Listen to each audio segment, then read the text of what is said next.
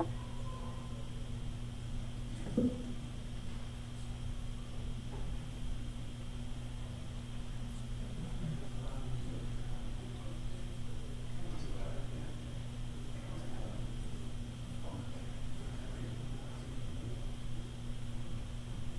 we ready, everyone? Okay.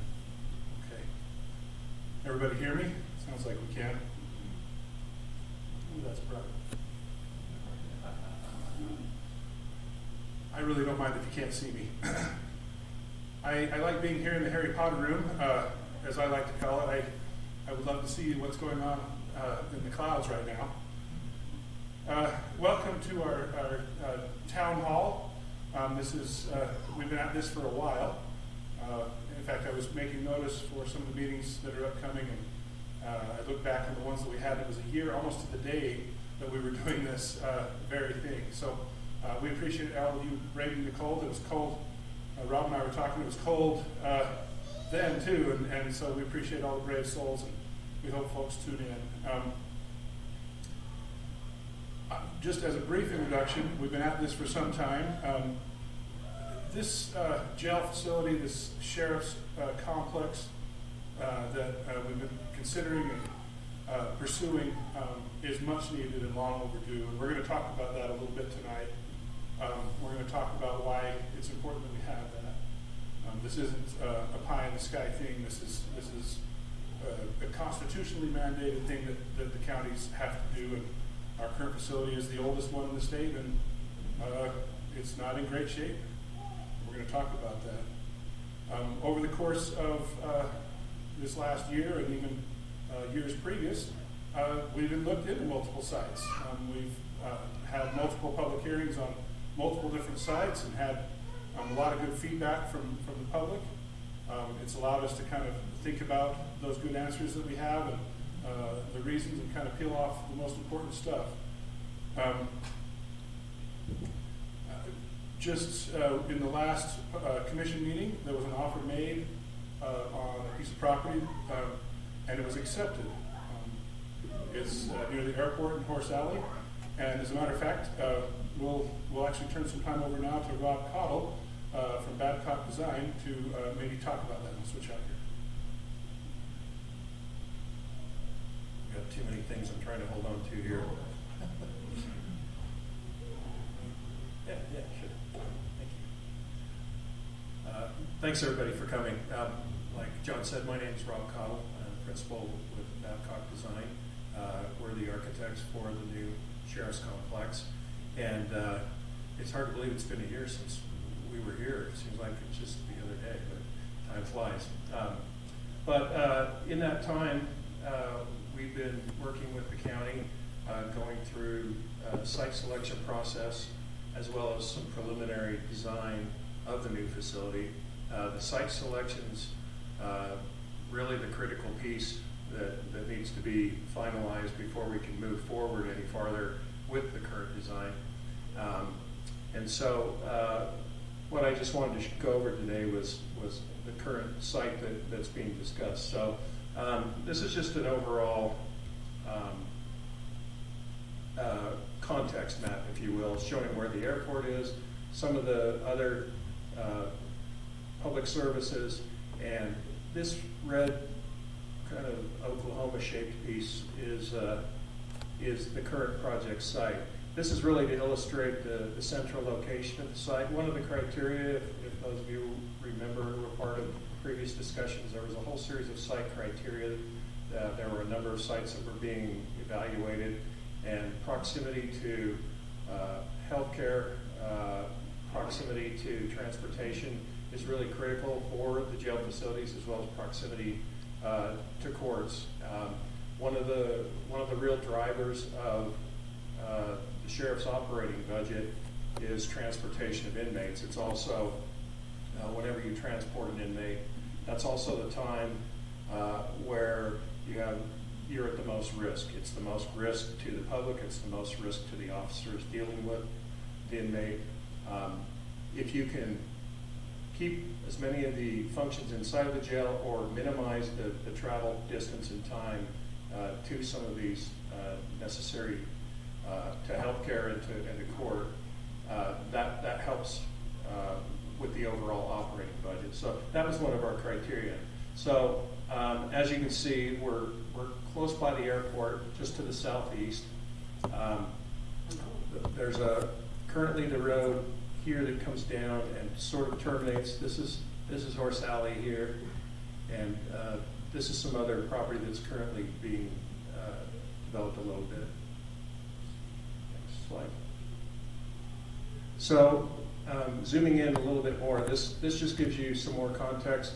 The one thing that we really do like about this site, well, there's a couple things. The site is relatively flat, so the topography is less complicated. Slope sites, like some of the other sites we looked at, are manageable, but when you're dealing with a lot of topography, a lot of money gets spent dealing with the topography in the form of retaining walls and addressing how you make the site usable. So this site is relatively flat. It's also surrounded on all sides by industrial uses as well as the airport. So it kind of sits down in the heart of an area of town where there's a lot of industrial, there's a railroad, there's airport. So its proximity to other areas, neighborhoods and that sort of thing is buffered by those uses.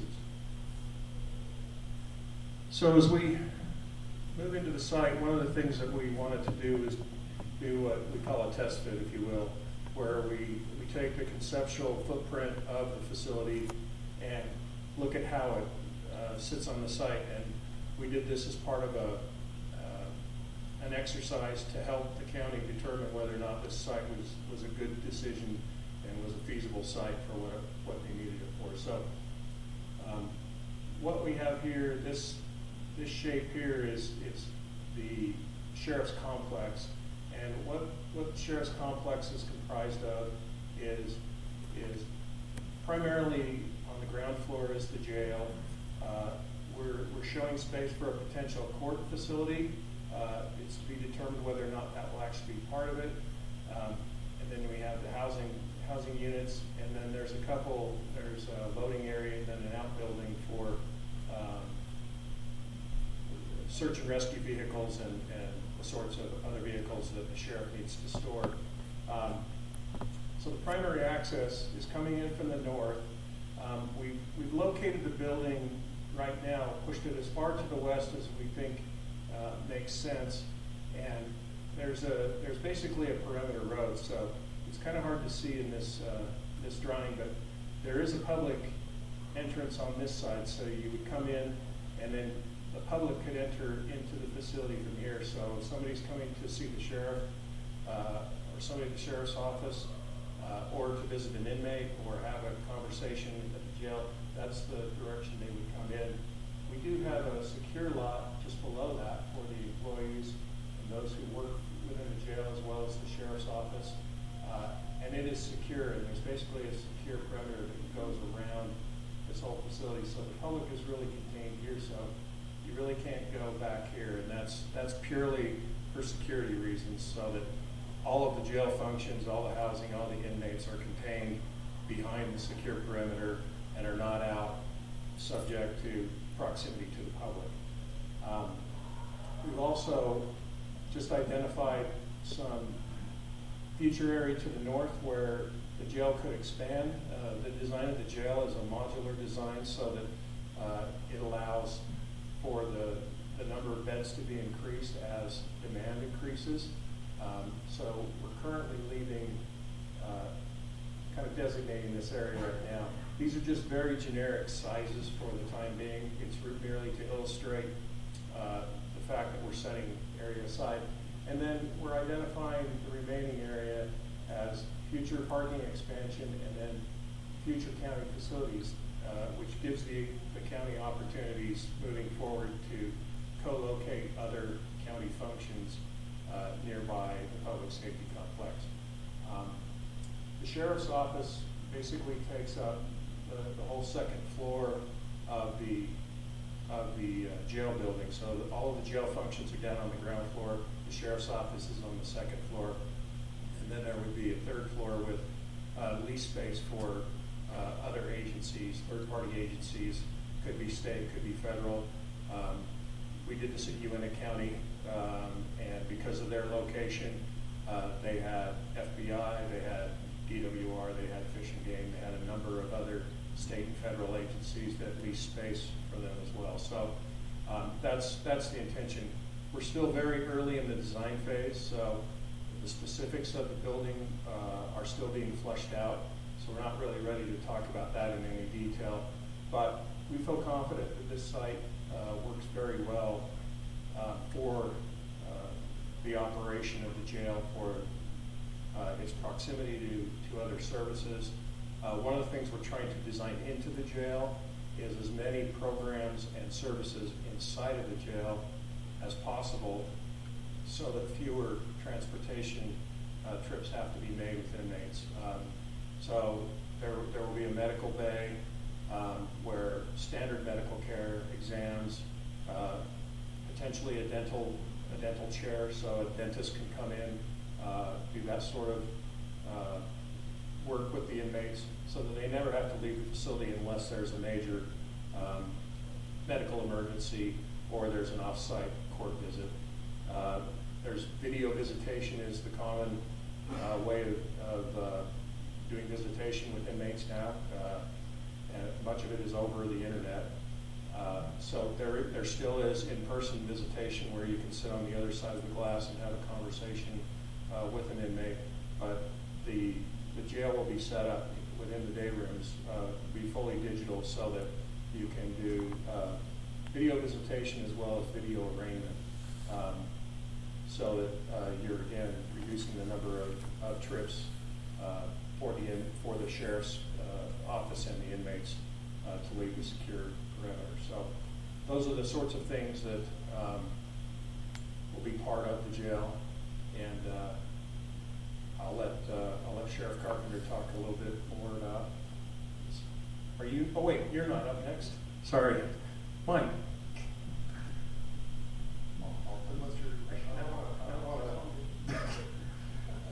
All right, good night, everybody. Good evening. My name is Mike Blake. I know most of you, if not, most of you here. I'm one of the county commissioners. I'm the county commissioner. Part of my responsibility is to liaison with the sheriff's department, also work with all of public safety, whether it's emergency management or fire, liaison with EMS. So this kind of is my wheelhouse. I just want to give you, that light's brutal. I just want to give you a snapshot of the history of this project. This project actually goes back a lot longer than any of us that are current commissioners have been on the commission. The need for a new facility it's been talked about at least 10 years. Is that safe to say for those that were here? So this discussion goes, let's just call it 10 years. At that point, the need for a new facility was identified, and they actually started sticking some money away. And this is before I was, just prior to my coming on the commission, the county commission made some really good financial decisions and basically got us as a county out of debt, out of general obligation debt. So, the hundreds of thousands or even millions of dollars that were going into bond payments, for things such as the Heritage Center, construction on the courthouse, different things like that, we paid off all of those obligations just prior to me coming on the commission, which freed up a lot of money for us to start setting aside as a nest egg for this project, knowing that this is going to be a tens of millions of dollars project, which is really tough to fund. Currently, I've heard a lot of comment on our financial stability or whatever as a county as of late. I'll tell you this: we have approximately $20 million in the bank earmarked for this facility that's been saved over the last 10 or so years. One thing that has come up several times this last week, so last year in budget, we set aside $1 million for the purchase of property. Now what that means is at that point, we didn't know which property, but or exactly what the terms of that would be. We had to budget something for that piece of property, but that $1 million is basically a placeholder. So, you know, I've had a couple of different conversations, and you guys only have $1 million, and you're gonna, it's been quite adversarial. There's $1 million budgeted, but we have plenty more money to make a budget adjustment to pay for the property with cash. The $1 million in the budget is simply, you have to put a number in there as a placeholder for budgets. And that was a good round number to stick in that hole. Never anticipating that it was gonna cost $1 million. We knew that it would be north of $1 million. But, let me skip ahead a bunch of years. Probably the last year and a half, we have spent a lot of time and a lot of effort in trying to identify proper sites for this complex. And we've had a ton of public input. We've had, I don't even know exactly how many public hearings we've had. We've also met with folks throughout the city in their homes and in public meetings, and you know, we're an open book. This current site, after really looking seriously at several other sites, and for one reason or another, those sites not being the right site for one reason or another. And it was interesting because we'd find a site and we'd think, okay, this looks like it's going to be a good option. And we'd start down the road on that, and then we'd run into some hurdles. And then at that point, another site would open up that wasn't available to us in the beginning. And we would say, okay, well, you know what, this looks like a better option anyway. So we'd move our focus from this site to another site. And we'd start down the road there. And then, you know, there were some hurdles. That happened at least 3 times. Finally landing on this site that Rob just described. This site is, like we said, right in the middle of an industrial area. A lot of our feedback over the last year has been, you guys need to put it in an industrial area. So we found a smack in the middle of an industrial area that's level. This little sliver of property is actually in unincorporated Iron County. It's not in the city. We will have to work with the city on utilities and things like that. But we really, for a site that meets basically all of our wish list, this is it. And we feel really lucky to have been able to make a deal on this site. That's kind of the history. The sheriff will talk way more about the actual jail and the needs and things like that.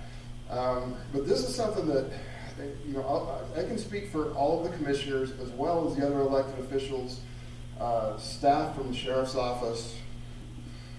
I mean, literally, we have spent many sleepless nights and agonizing decisions. I mean, this is not anything that's been taken lightly. I don't know honestly, how many hours and hours we've spent looking at public comment, talking with constituents. I mean, this is, you know, to come to this point where we are honestly super comfortable with the site and the plan and everything else has been, you know, John said, when was our last public hearing? I think it was a year ago tomorrow. We're 364 days since our last public hearing in this room. We've had numerous others, but I mean, seriously, in this last year, this is a weekly, if not daily, conversation on some level. We've met and met and met and met and met, and really feel like that we've got a location that works for not only Iron County, but you've got to remember our other law enforcement partners. We've got the Cedar City Police, we've got the Parowan City Police, we've got the Enoch City Police, we've got the Bryan Head Town Marshal's Office. We have to service everybody in the county, and this is it. I mean, I don't think we're going to find another piece of property. This one literally ticks off all the boxes. We're feeling really fortunate to have been able to acquire it, and you know, at this time, like they need a water, but they don't have any. So at this point, we've made an offer. We've worked with a local realtor, local seller. We've made an offer on the piece of property. That offer has been accepted, but we're still going through that process. So at this point, it would be not only inappropriate, but really illegal for us to talk about the terms of that offer, any numbers, anything like that. We anticipate a closing date around the end of March. And at that point in time, it will be appropriate for us to make all of that public. But up until we actually sign our name on the dotted line and everything's legal, it's just not appropriate for us to make comments on numbers or anything like that. But we don't anticipate any problems. We're moving forward with soil samples, soil surveys, survey of the area. I mean, we're working through all of that so that once we own the property, we can move forward fairly quickly. I'll turn the time over to the sheriff. And I'm going to go grab a drink in the hall. Well, first, thanks for being out here with us tonight. We very much appreciate it. In talking about the need for a new facility, if you haven't heard me talk about this before, this is something that's been really coming for a long time.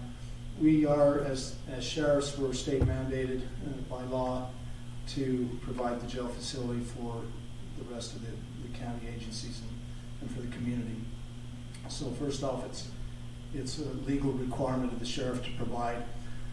As has been already stated, our facility is the oldest jail in the state, and some of the other jurisdictions have built 2 jails in the time that this jail has existed. So, this is a very old jail. For a number of reasons, it just no longer meets our functions.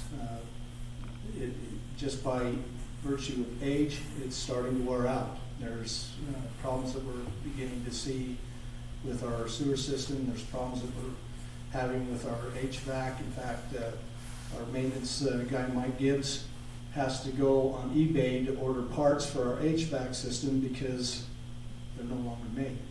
So, when you start looking at the cost of replacing the infrastructure of the jail is just astronomical when you're trying to work around inmates and whatnot. Part of the other problem that we're having is things like just decay of the building, doors that are rusted through, just different things of that nature that are causing problems. One of the biggest problems that we're having, though, is being able to meet the housing requirements of the county as far as the facility goes. So our current facility has how many beds? About 265. But because of classification requirements and because of the environmental design of the building, we can't use all those beds. So with jails, in order to be able to provide for adequate safety for the inmates, we have to look at the inmate when they come in and make a classification for them. And part of the problem that we're running into is we just don't have the bed spaces to be able to meet the growing demand of inmate beds within our facility, which creates a dangerous situation for us and really creates a situation that we could possibly end up getting sued for. Because if we have somebody that should be in maximum security, but we don't have any maximum security beds, and we have to downgrade the least harmful of those maximum security inmates and put them in the classification, and then something happens where they are a predator on another inmate, we're civilly liable for that. So there's a lot of issues that we're facing in regards to just being able to meet our housing requirements. And we've already done everything we can to be able to reduce numbers. We've reduced the numbers of our federal and state inmates to the absolute bare minimum that we have to have in order to continue the function of the jail. The jail uses those state and federal inmates for our culinary services and for our laundry services. If we don't have them, then we have to contract that out to civilian employees. which is, you know, a huge difference in the cost when we start looking at those types of things. There's just so many different things. Our county right now, if you look at the statistics, our county this last year was the fastest growing county in the entire state. And there's no end. I just saw a thing the other day that within the next 50 years, the expectation is that our county will be over 100,000 people. Okay? So we have to be prepared to be able to meet the growing needs of our county. Just on a national average, you can expect that for every 1,000 people, that 1% of them is going to be criminal in nature. That's just the national statistic. So if we go up to 100,000 people, then you can take 1% of that number and expect that that's going to be criminal. We have to be able to house them. You know, and those are really the basic reasons that we've got to move forward with the new facility. Back 5 years ago, over 5 years ago, when I was first running for the office of sheriff, this was one of the campaign issues that we talked about. And at that time, Sheriff Gower had said that we needed a minimum of a 400-bed facility in order to meet the growing needs of the county.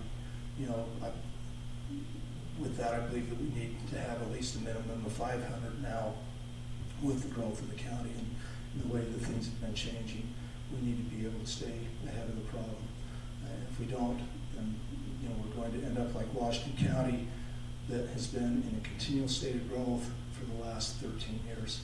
Every year they've been going back, adding additional buildings and facilities. That's not the way to do this. We need to plan for the future and be prepared to meet the needs of the growing county. Are there any questions that I can answer? Yes, ma'am.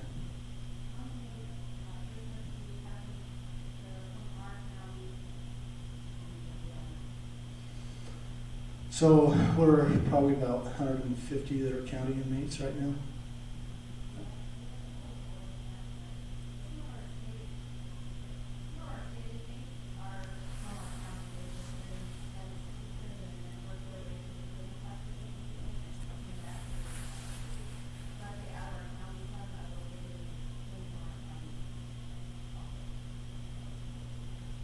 Were you able to hear that? Go ahead, please.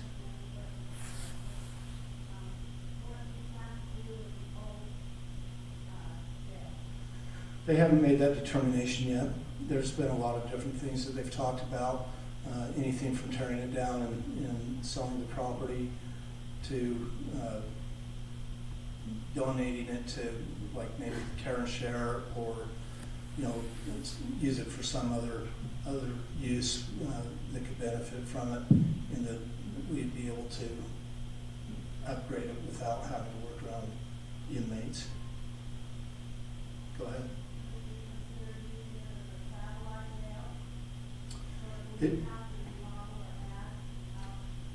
It doesn't really make sense to do that for a number of reasons. Part of the problem that we have is with the existing jail, we have a conditional use permit on that jail that doesn't allow us to go beyond the current boundaries of that facility. And when you look at the cost that it would cost us to be able to retrofit it, and then to be able to staff it, it would just be prohibitively expensive. Part of the thing that we like about this new jail design is it helps us to be able to maximize the ratio of inmates to corrections employees, because of the environmental design. It makes it much easier to control and be able to monitor what's going on within the facility, which with our current facility, it's very, very employee intensive. Any other questions?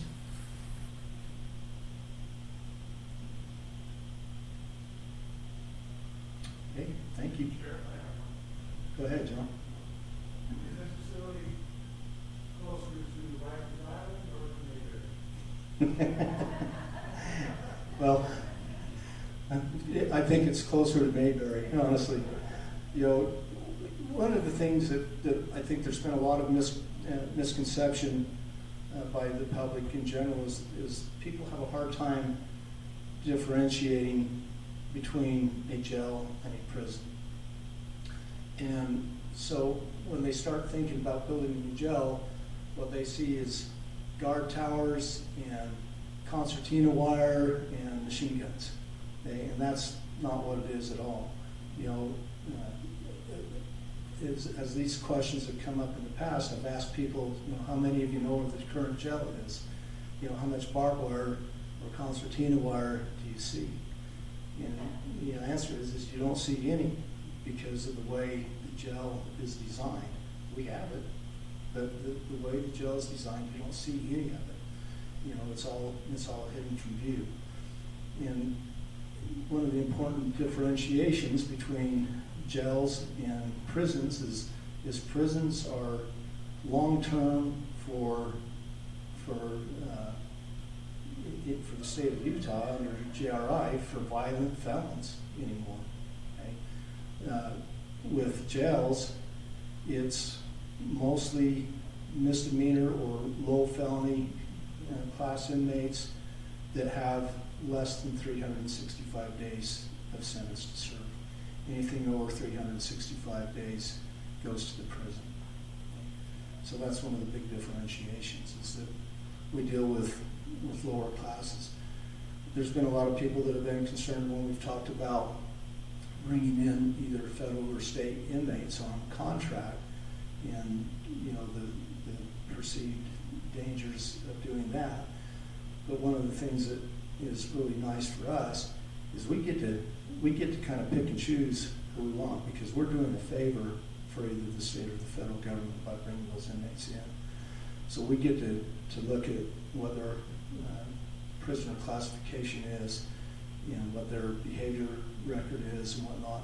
And a lot of these people want to work their way into our facility because of the programming that we offer that gives them opportunities of being able to finish their term, and when they're released to be able to have job options or other things to be able to go back into society rather than the recidivism that takes them back into the prison system. So, you know, that's one of the things that's really nice for us. And you know, with federal inmates are only with us for a short period of time, typically from 60 to 90 days. And the reason is because they're inmates that have been convicted of their crime, but they haven't been sentenced yet. So they just need a temporary housing place to stay for a short period of time until they're sentenced, and then once they're sentenced, then they go to the federal penitentiary where they're going to be housed for the duration of their sentence.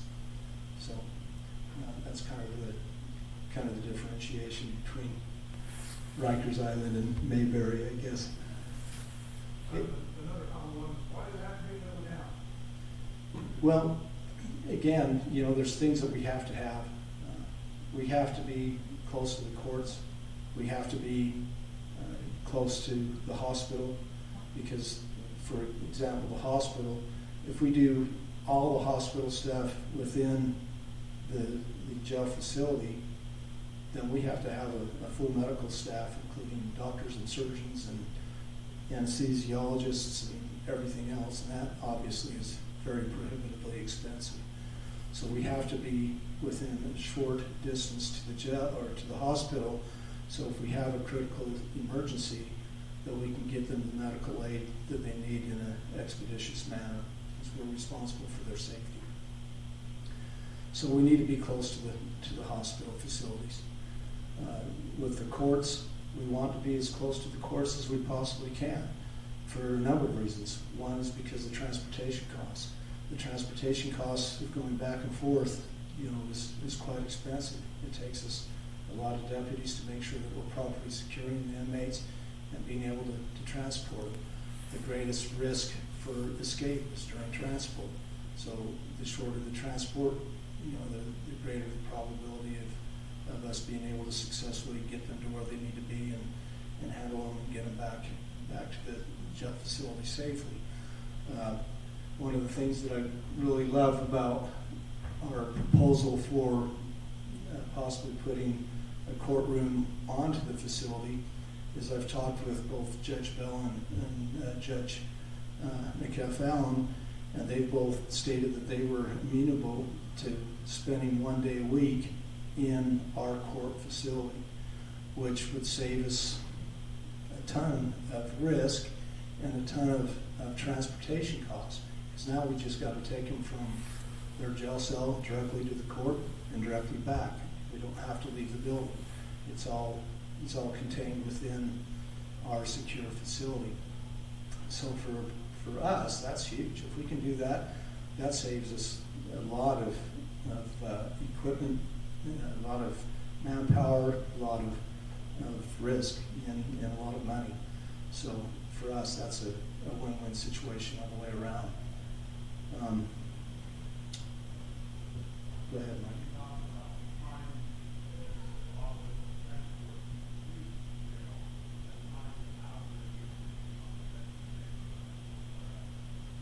Yeah, and that's one of the things as well, is when you start looking at, because there's been a number of people that have asked, well, why can't you build the facility out in Burl, or someplace else? And, and again, that's what Mike was pointing out, is that the further away that we are from the communities, the longer those police officers and deputies are out of the community transporting somebody that they've already arrested.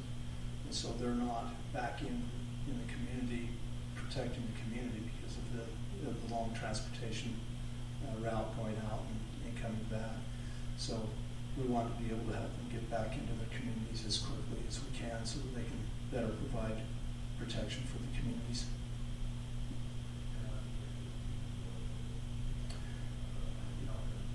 Yeah. So, right. So, yeah, this is the Uintah County Jail, and this is similar to what ours would look like. This is kind of the aerial view from it, and you can kind of see the surrounding area for Vernal up there.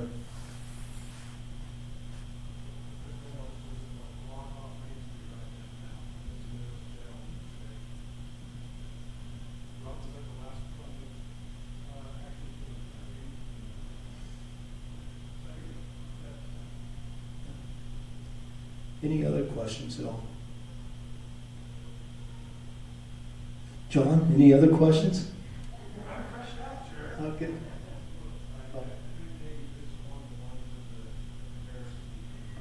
Mayberry is also, the prisons and jails you see on TV shows, where it's the stacks of iron bars, and that's not at all what a modern jail looks like on the inside. The building is designed to minimize the amount of officers that have to physically be on the floor to monitor the inmates. So the shape of the housing units, the sight lines, those sorts of things are all designed in a particular way. So it's very much a centralized situation. So central control can see all of the day rooms. At the same time, there are no blind corners. You see all the way down the main corridors. You can even see from one housing unit clear to the other in terms of the sight line. And what that does is it creates a much safer environment for the officers. You can imagine you do have to move inmates around during the day. They have programs, whether it's therapy or a drug counseling, or even just taking a GED class or something. They do get moved around a little bit within the jail, and not having blind corners for anybody to hide and create a problem for somebody is really important. So everything's out in the open. It also The safety is of paramount concern. It's a huge liability for every county to house inmates.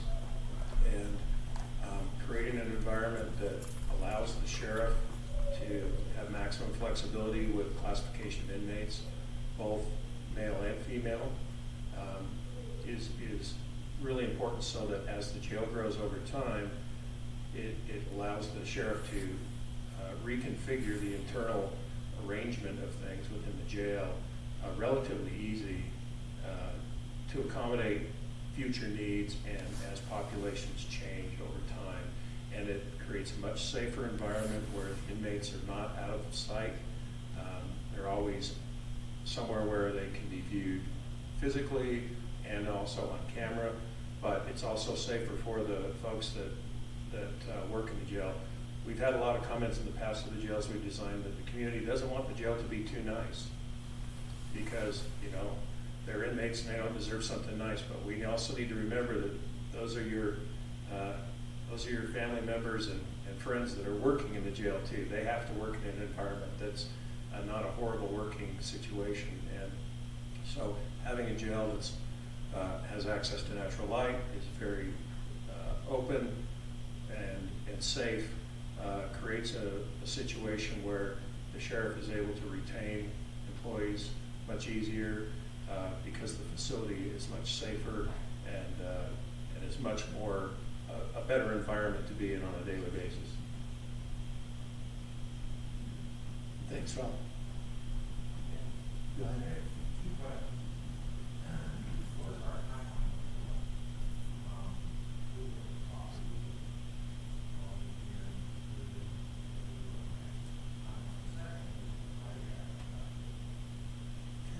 Because traffic circles work a lot better than traffic lights, especially if you've been in Britain, you know how to use them.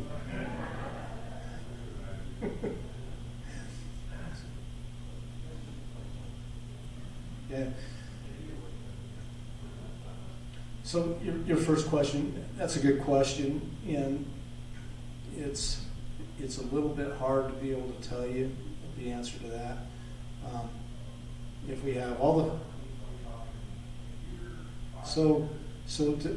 for the building of the project itself, the actual starting from the first shovel of dirt till it's ready to move into is approximately 2 years. Okay? So it's about a 2-year building project. From the time that the property is approved until we're ready to turn that first shovel of dirt, depends on how long it takes us to get the funding put in place to do so. Please.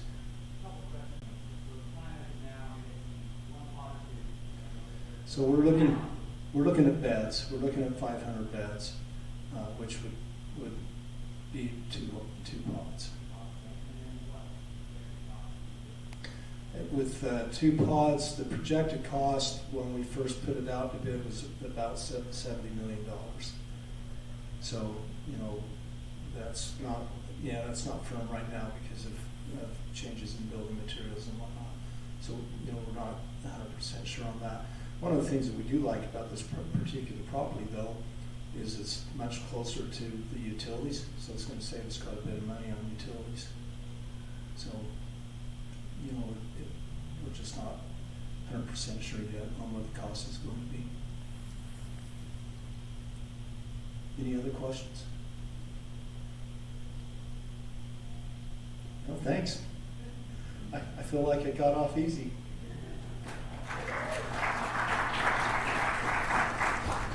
We appreciate everyone coming.